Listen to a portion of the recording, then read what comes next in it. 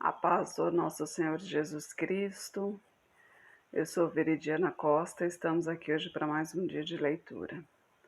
Senhor Deus e Pai, glorificado e exaltado é o teu santo nome. Muito obrigada, Pai, por mais um dia de vida. Agradeço por sua bênção e por sua proteção.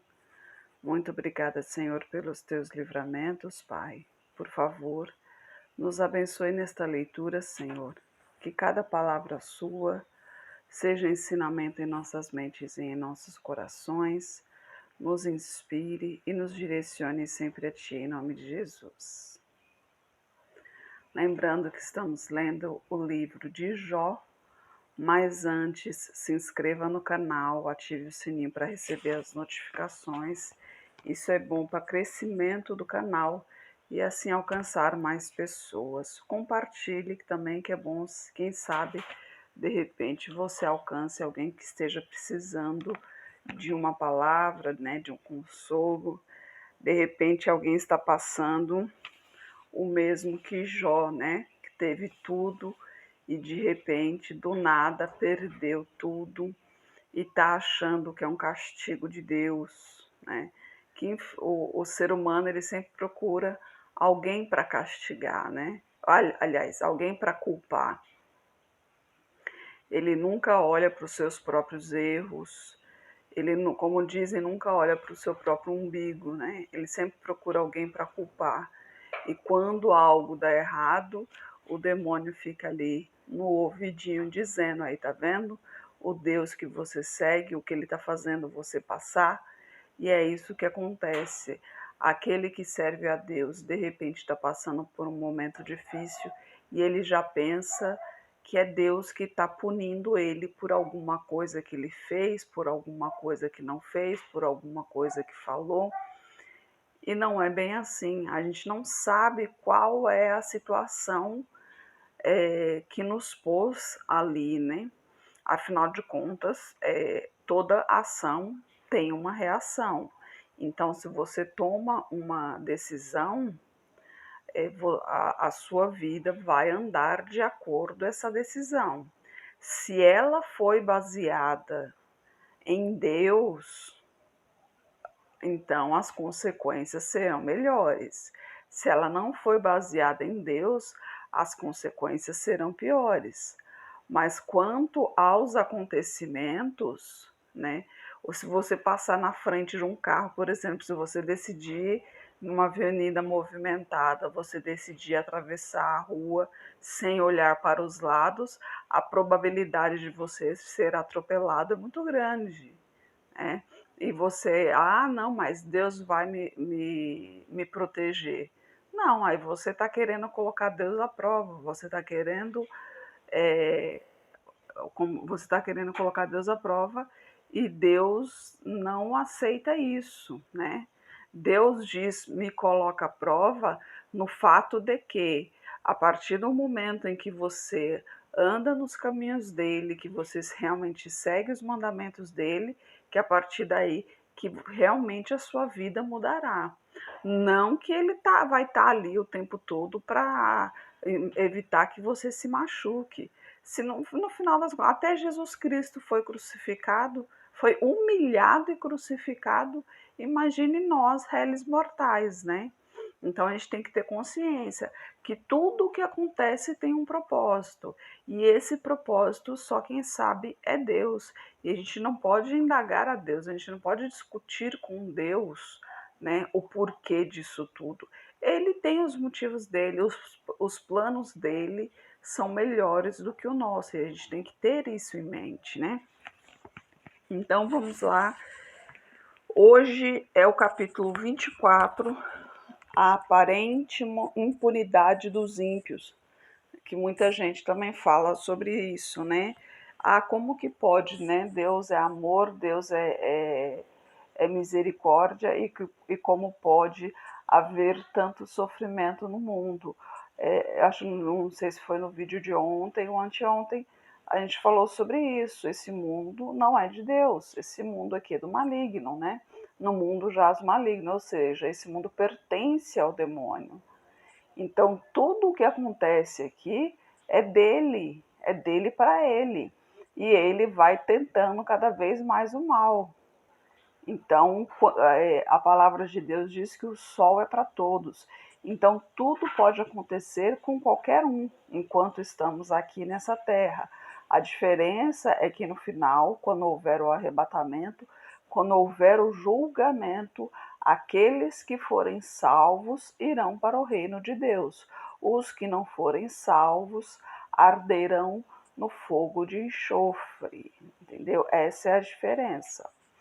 Visto que ao Todo-Poderoso não são encobertos os tempos, porque os que o conhecem não veem os seus dias, aos que até os limites removem, roubam os rebanhos e os apacentam, do órfão levam o jumento, tomam em penhor o boi da viúva, desviam o caminho dos necessitados e os miseráveis da terra juntos se escondem deles. Eis que, como jumentos monteses no deserto, saem de madrugada para roubar. A campina dá mantimento a eles e aos seus filhos. No campo cegam o seu pasto e vindimam a vinha alheia. Ao nu fazem passar a noite sem roupa, não tendo ele coberta contra o frio. Pelas correntes das montanhas são molhados e, não tendo refúgio, abraçam-se com as rochas. Ao órfãozinho arrancam dos peitos e penhoram o que há sobre o pobre. Fazem com que os nus vão sem roupa e aos famintos tiram as espigas. Dentro das suas paredes espremem o azeite e pisam os lagares e ainda têm sede.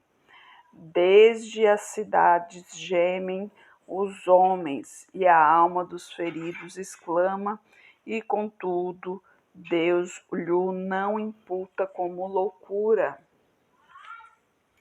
Eles estão entre os que se opõem à luz, não conhecem os seus caminhos e não permanecem nas suas veredas. De madrugada se levanta o homicida, mata o pobre e necessitado, e de noite é como ladrão. Assim como o olho no adúltero aguarda o crepúsculo, dizendo: não me verá olho nenhum, e oculta o rosto. Nas trevas, mina as casas que durante o dia marcaram, não conhecem a luz, porque a manhã para todos eles é como a sombra de morte, pois sendo conhecidos, sentem os pavores da sombra da morte. Fogem ligeiro como as correntes de água, maldita é a porção de terra, não andarão pelos caminhos das vinhas. A secura e o calor desfazem as águas da neve. Assim desfará a sepultura aos que pecaram. A madre se esquecerá dele, os vermes comerão gostosamente. Nunca mais haverá lembrança dele, e a iniquidade se quebrará como uma árvore. Aflige a estéril que não dá à luz, e a viúva não faz bem. Até os poderosos arrasta com a sua força. Se ele se levanta, não há vida segura. Se Deus lhes dá descanso, estribam-se nisso. Seus olhos, porém, estão nos caminhos deles. Por um pouco são exaltados, mas logo desaparecem, são abatidos, encerrados todos os demais e cortados como as espigas de cereal. Se agora não é assim, quem desmentirá e desfará as minhas razões? Aqui também um caso interessante que eu lembrei se eu não me engano, o nome do rapaz é Gabriel. Eu vou procurar esse vídeo, se achá-lo, apesar que eu já prometi no ano passado isso, mas se achá-lo, vou colocá-lo aqui no comentário sobre as guerras. Aliás, todo o testemunho dele, né? Gabriel, mas você pode procurar isso, se eu não me engano é Gabriel. Gabriel, um ex-satanista. testemunho de um ex-satanista. É muito forte o que ele fala. E ele fala sobre as guerras, que as guerras nada mais são do que sacrifícios de sangue inocente para o demônio, né? Porque aí a gente entende o porquê de tantas guerras, né? Porque a gente fica pensando, falou, poxa, tanta guerra, tanta criança sofrendo, né? Crianças mutiladas com bombas e tal. E a gente fica sem entender o porquê. E quando a gente ouve esse testemunho e fala do sacrifício inocente, de sangue inocente, aí a gente entende o porquê dessas guerras aí. Então, cada um de um lado acha que está certo, mas no final das contas os dois estão errados. Eles estão fazendo isso porque o demônio está ali atentando a cada um deles para que eles façam esse sacrifício para o próprio demônio, né? E no capítulo 25, Bildade fala pela terceira vez. E, então respondeu Bildade o suíta e disse: com ele estão domínio e temor. Ele faz paz nas suas alturas. Porventura tem números as suas roupas? E sobre quem não se levanta a sua luz? Como, pois, seria justo o homem para com Deus? E como seria puro aquele que nasce de mulher? Se até a lua não é brilhante e as estrelas não são puras aos seus olhos, quanto menos o homem que é um verme e o filho do homem que é um bicho. Aqui, quando ele fala que o homem é um verme, porque o próprio Deus o diz assim, né? O próprio Deus diz que nós somos vermes, né? E realmente somos, né? Depois que morremos, que a carne começa a se decompor, você pode ver que os vermes começam a comer a carne. E de onde vem esse verme? Vem de dentro de nós, né? Não vem de longe, eles estão num caixão fechado ali. Então é a própria carne que produz esse verme, né? E a terceira resposta de Jó a Bildade no capítulo 26. Jó, porém, respondeu e disse: como ajudaste aquele que não tinha força e sustentaste o braço que não tinha vigor? Como aconselhaste aquele que não tinha sabedoria e plenamente fizeste saber a causa assim como era? A quem proferiste palavras e de quem é o espírito que saiu de ti? Os mortos tremem debaixo das águas com os seus moradores. O inferno está nu perante ele, e não há coberta para a perdição. O norte estende sobre o vazio e suspende a terra sobre o nada. Prende as águas em densas nuvens. Todavia a nuvem se rasga debaixo delas. Encobre a face do seu rosto, encobre a face do seu trono e sobre ele estende a sua nuvem. Marcou um limite sobre a superfície das águas em redor, até os confins da luz e das trevas. As colunas do céu tremem e se espantam da sua ameaça. Com a sua força fende o mar e com o seu entendimento abate a soberba. Pelo seu espírito ornou os céus. A sua mão feriu a serpente enroscadiça. Eis que isto são apenas as beiradas dos seus caminhos, e quão pouco é o que temos ouvido dele. Quem, pois, entenderia o trovão do seu poder? Jó sustenta a sua inocência no capítulo 27. E prosseguindo Jó em seu discurso disse: vive Deus que desviou a minha causa e o Todo-Poderoso que amargurou a minha alma, que enquanto em mim houver alento e o sopro de Deus nas minhas narinas, não falarão os meus lábios iniquidades, nem a minha língua pronunciará engano. Longe de mim que eu vos justifique, até que eu expire. Nunca apartarei de mim a minha integridade, a minha justiça, me apegarei e não alargarei. Não me atormentarei o meu coração em toda a minha vida. Seja como o ímpio meu inimigo, e como o perverso o que se levantar contra mim. Porque qual será a esperança do ímpio, por mais que tenha roubado, quando Deus lhe tirar a vida? Porventura Deus ouvirá o seu clamor, sobrevindo-lhe a tribulação? Deleitar-se-á no Todo-Poderoso, ou invocará a Deus em todo o tempo? Ensinar-vos-ei acerca da mão de Deus, e não vos encobrirei o que está com Todo-Poderoso.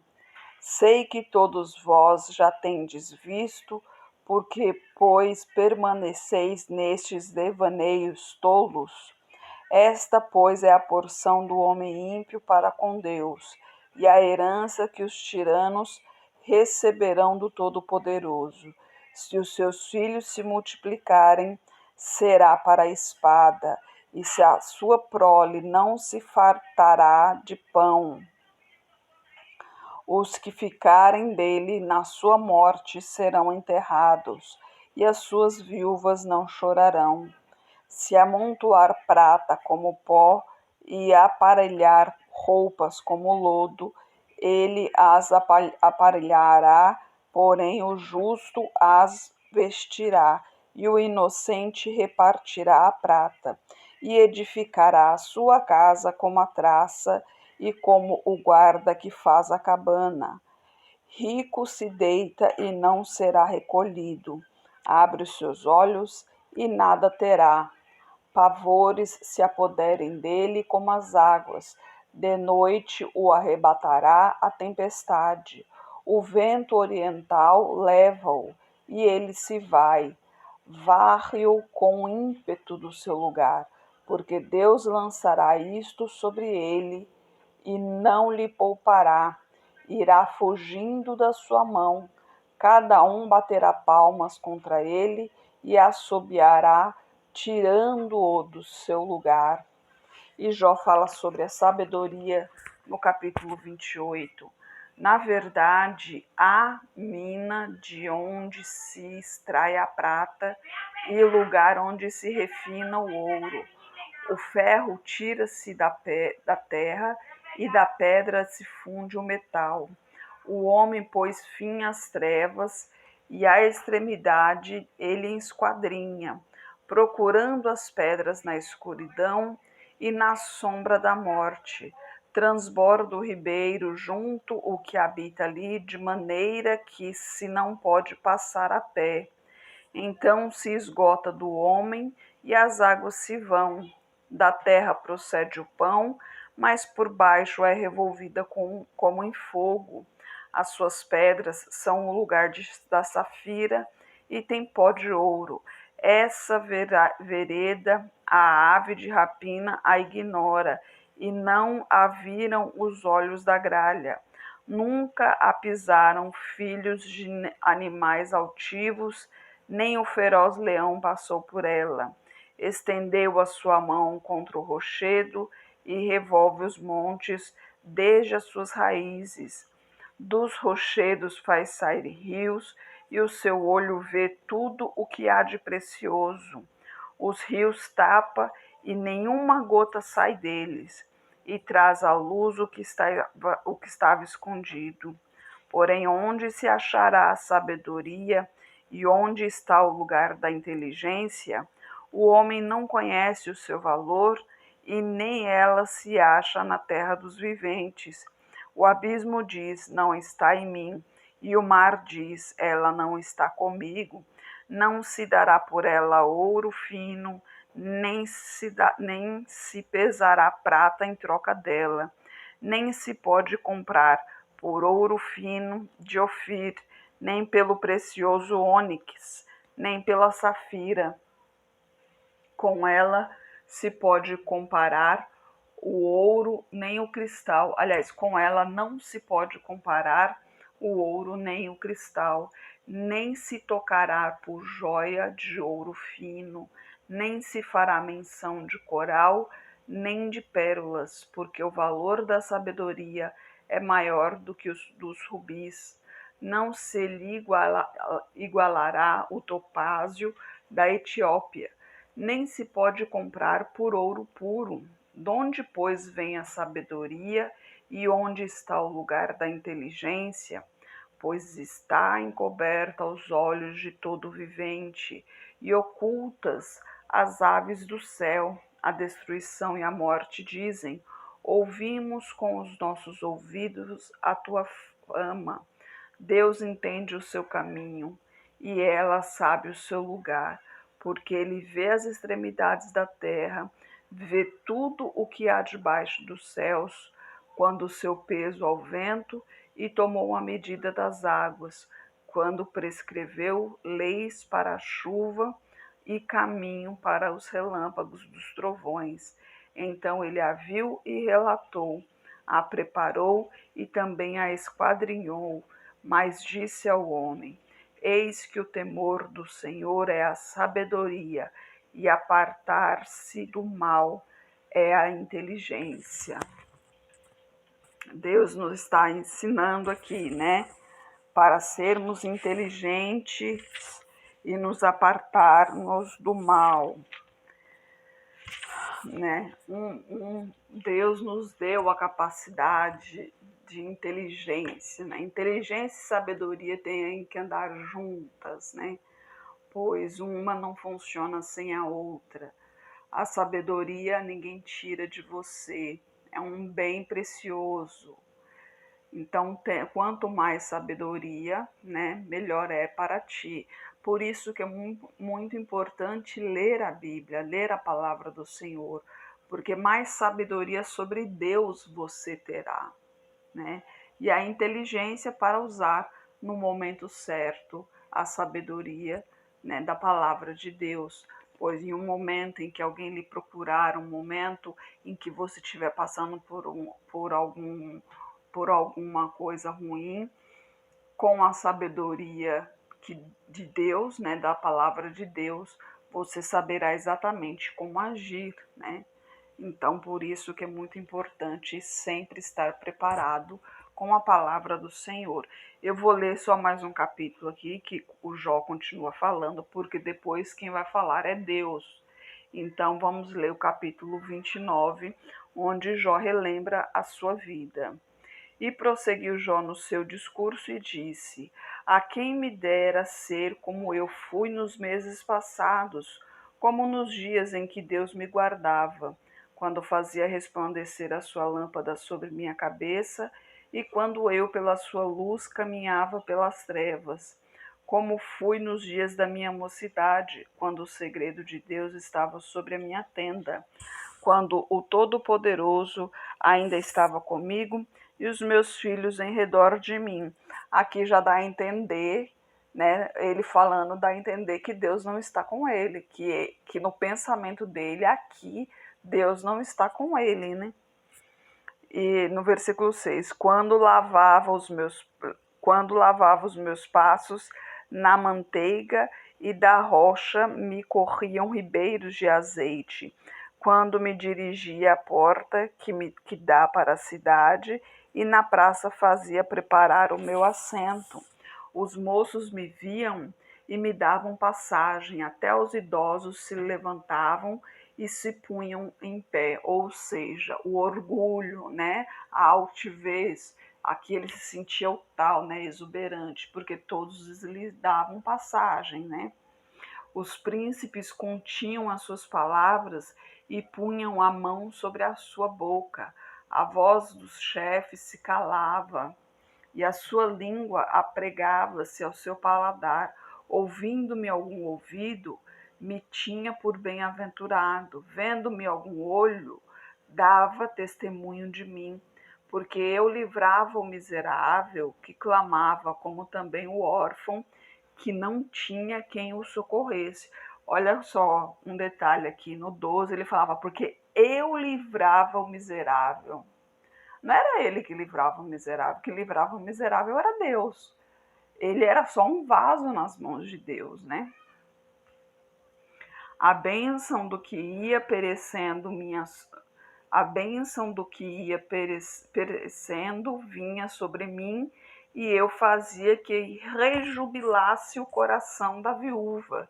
vestia-me da justiça e ela me servia de vestimenta. Como manto de diadema era minha justiça. Eu me fazia de olhos para o cego e de pés para o coxo. Dos necessitados era pai, e as causas que eu não tinha conhecimento inquiria com diligência.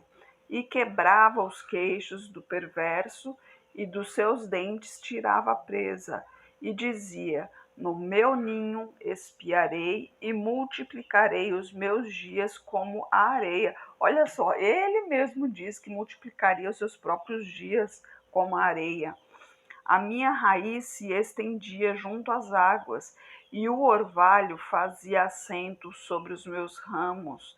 A minha honra se renova em mim, e o meu arco se reforçava na minha mão. Ouviam-me, esperavam e em silêncio atendiam ao meu conselho.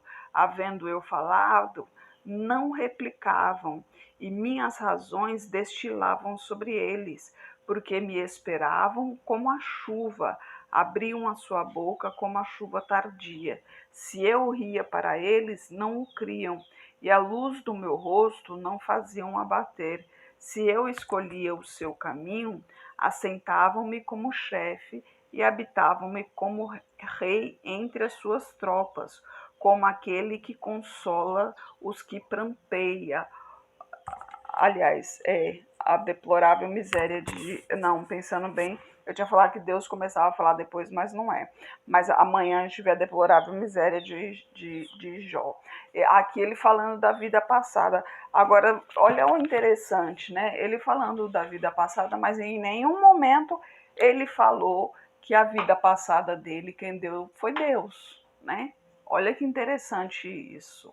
Ele sempre falou que ele fez tudo, que ele era aplaudido, ele era ouvido, né? Então, eu era ouvido, todos se calavam para me ouvir, todos se assentavam para me ouvir, né?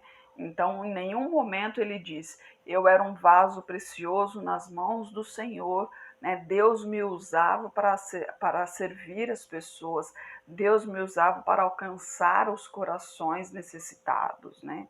Então, por aí dá para a gente entender um pouco do por isso que aí que a gente entende o porquê que Satanás quis tentar a Jó, né? Porque Deus estava feliz de ver Jó sendo totalmente entregue a Deus, né? Mas Satanás, conhecendo o ser humano como ele é, né? Ele sabe o ser humano, que sempre que acontece alguma coisinha, ele sempre quer culpar a Deus. Então ele quis se prevalecer, ele quis se aproveitar disso. Ele sabia que no momento em que Jó perdesse tudo, ele iria culpar Deus. Por isso que ele pediu permissão para Deus para poder realmente tocar em Jó. E Deus permitiu. Mas em nenhum momento também Jó blasfemou contra Deus. Porque a blasfêmia contra Deus, na Bíblia fala que é o único, como se diz, é o único pecado imperdoável. Por isso a gente tem que ter muito cuidado nas palavras, né? Porque que blasfemar contra Deus, blasfemar contra o Espírito Santo é um único pecado imperdoável. Mas Satanás, ele sabia da fraqueza humana e ele sabia do orgulho humano. Então, quando Jó se visse ali miserável, deplorável, abandonado por todos, ele iria relembrar, né, dos momentos de glória, vamos dizer assim, né? E que aquela glória que ele teve, ele iria se sentir que era para ele, né? Mesmo que vinha de Deus, mas no momento ele iria sentir falta dele, de como ele se sentia quando recebia aquela glória, né? Em nenhum momento, quando ele contou da vida passada, ele falou sobre Deus, que tudo o que ele teve no passado foi Deus que lhe deu.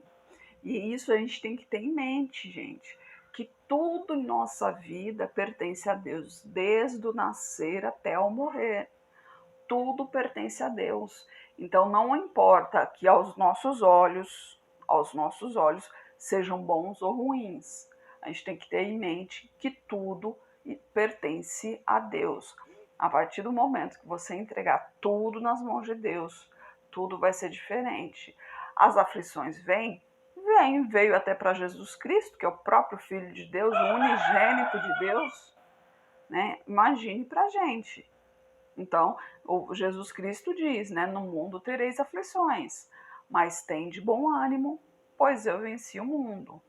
Então, se permaneça firme, não se afaste do Senhor. As coisas estão difíceis? Estão. Mas não é só você que está sofrendo, não. Tem muita gente sofrendo. Então, por que ao invés de você ficar aí se lamentando, você não começa a louvar ao Senhor, não começa a adorar ao Senhor, a clamar ao Senhor? Põe os joelhos no chão, levante suas mãos aos céus e agradeça ao Senhor que você está vivo, que você ainda está falando, que você ainda está pensando, que você ainda tem condição de adorar ao Senhor. E principalmente que você está liberto, porque enquanto você está sob as mãos do Senhor, você tem a chance de salvação, você tem a chance de participar do reino de Deus no dia do julgamento, que esse é o mais importante. Porque o que importa não é exatamente o que acontece aqui na Terra. O que importa, sim, que aqui na Terra você siga a Deus em todos os seus princípios, né? Mas o mais importante é que isso vai nos levar para o reino de Deus, né? O importante é viver lá no reino de Deus. Para isso a gente passa por uma prova aqui. Então essa prova você não tem que se preparar para uma prova, então se revista da armadura do Senhor, se revista da palavra de Deus, se fortaleça em Jesus Cristo, se mantenha firme e continue na fé. Senhor Deus e Pai, glorificado e exaltado és o teu santo nome. Muito obrigada, Pai, por tuas palavras, por tuas mensagens, Senhor. Eu peço a Ti, Pai, fortaleça essa pessoa que está me ouvindo agora, Pai. Eu não sei onde ela está, não sei o que lhe aflige, eu não sei o que ela está passando nesse momento, Pai, mas ela precisa de Ti, Pai. Ela precisa de Tua direção, ela precisa de Tua força, Pai. Ela precisa de Suas mãos, Senhor. Ergue-a de onde ela estiver nesse momento, Senhor. Agradeço a Ti, Pai, por mais essa bênção na família, Senhor. Fiquei muito feliz, agradeço por ouvir as orações de toda a família, Pai. Peço a Ti por toda a nossa parentela, por toda a parentela de meu esposo. Derrama a Tua unção sobre cada um deles, Pai. Manifeste o Teu poder na vida de cada um e traga todos para o Seu caminho, Pai. Peço a Ti pelos nossos governantes, pelas nossas autoridades, que os Teus anjos estejam guiando cada um deles de acordo à Tua vontade, Pai. Peço a Ti pelos Teus filhos, por favor, nos capacite cada vez mais para proclamarmos o Teu Evangelho, Senhor. É o que eu oro em nome de Jesus. Amém. Que Jesus Cristo esteja em seu coração e que Deus abençoe.